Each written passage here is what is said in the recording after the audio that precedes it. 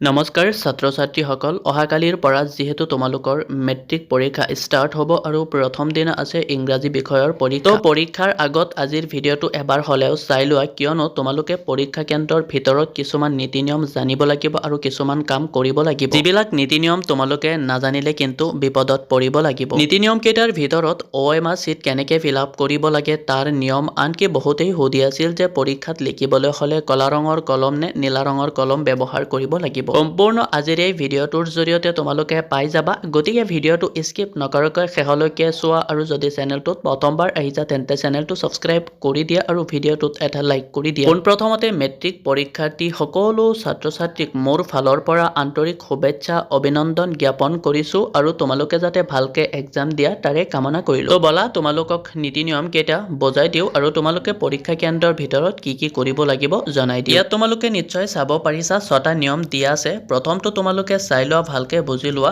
বৃত্তবোৰ সম্পূৰ্ণকৈ কলা কৰিবলৈ কেৱল মাত্ৰ নীলা অথবা কলা ৰঙৰ বল পইণ্ট পেন ব্যৱহাৰ কৰিব লাগিব। যিসকলে জানিব বিচাৰিছিলা যে ৰেড পেন নে ব্লু পেন ইউজ কৰিব লাগিব, ইয়াত দুইটাৰ কথাই উল্লেখ কৰিছে। তো ইয়াত MCQৰ কথা কৈছে যে যিবিলাক বৃত্ত থাকে সেইবিলাক সম্পূৰ্ণকৈ কৰিব লাগিব। 2 নম্বৰটো হ'ল যে প্ৰতিটো প্ৰশ্নৰ উত্তৰৰ বিপৰীতে মাত্ৰ এটাকৈ বৃত্তহে কলা কৰিব লাগিব আৰু বৃত্তটো কলা কৰিলেহে মূল্যাংকন কৰা হ'ব। ইয়াত কৈছে যে তোমালোকে MCQ কৰিলে জাষ্ট এটাহে বৃত্ত সম্পূৰ্ণ কৰিব পাৰিবা। ধৰি লোৱা যে তোমালোকে প্ৰথমতে যোনটো কৰিছা সেইটো বল, তাৰপিছত তোমালোকৰ মনত পৰিছে শুদ্ধটো, তো একেলগত দুটা বৃত্ত সম্পূৰ্ণ কৰিলে মাৰ্কছ নোপোৱা। 3 নম্বৰটো হ'ল যে উত্তৰ এবাৰ চূড়ান্ত হিচাপে কলা কৰি দিয়াৰ পাছত কোনো ধৰণৰ সাল সলনি কৰিবলৈ দিয়া নহ'ব। 4 নম্বৰটো হ'ল কোনো ধৰণৰ খচৰা কাৰ্যৰ বাবে OMR পৃষ্ঠাটো ব্যৱহাৰ কৰিব নোৱাৰিবা। ইয়াত কৈছে যে কোনো ধৰণৰ খচৰা কামৰ বাবে অৰ্থাৎ সৰু সুৰা কামৰ বাবে OMR পৃষ্ঠাত কোনো ধৰণৰ কলমৰ আঁচ ব্যৱহাৰ কৰিব নোৱাৰিবা। 5 নম্বৰটো চাই লোৱা, OMR পৃষ্ঠাটোত কোনো ধৰণৰ ভাঁজ দিয়া,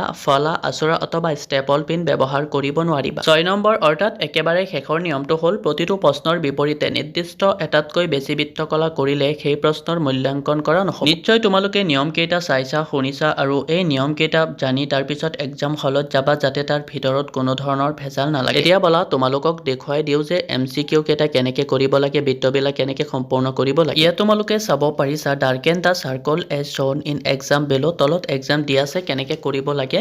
এটা চাইডত দিয়া আছে কাৰেক্ট মেথড, আনটো চাইডত দিয়া আছে ৰং মেথড। তো কাৰেক্ট মেথড কেইটা আৰু ৰং মেথড কেইটা তোমালোকে ভালকে চাই লোৱা, কেনেকে কৰিলে ভুল হ'ব আৰু কেনেকে কৰিলে শুদ্ধ হ'ব।